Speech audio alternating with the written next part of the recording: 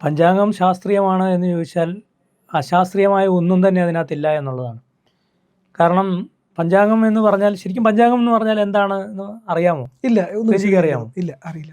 അതായത് നമ്മൾ ഈ ലോകത്തെ അറിയുന്നത്, ജീവികൾ ഈ ലോകത്തെ അറിയുന്നത് പഞ്ചേന്ദ്രിയങ്ങളിൽ കൂടിയാണ്. അതെ, പഞ്ചേന്ദ്രിയങ്ങളിൽ കൂടിയാണ് ഈ ലോകത്തെ ജീവികൾ അറിയുന്നത്.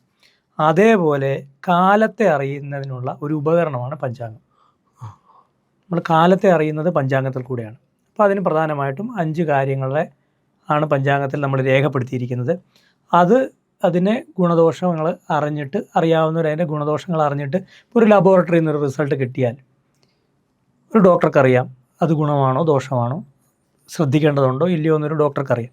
എന്ന് പറഞ്ഞതുപോലെ അറിയുന്ന കാര്യങ്ങളാണ് ഒരു പഞ്ചാംഗത്തിലുള്ളത്.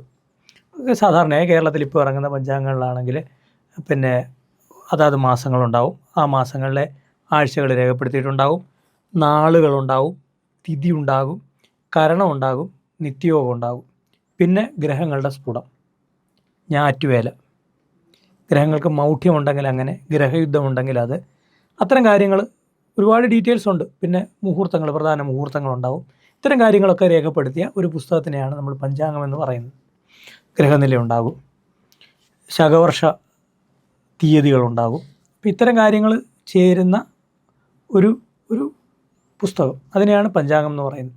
അത് 100% ശാസ്ത്രീയമാണ്. ചന്ദ്രൻ്റെ ഗതി, സൂര്യൻ്റെ ഗതി, ഓരോ ഗ്രഹങ്ങളുടെ അതിൻ്റെ സ്ഥിതി, അതിപ്പോൾ എവിടെ നിൽക്കുന്നു, അത്തരം കാര്യങ്ങൾ അറിയാൻ വേണ്ടിയാണ് പഞ്ചാംഗം.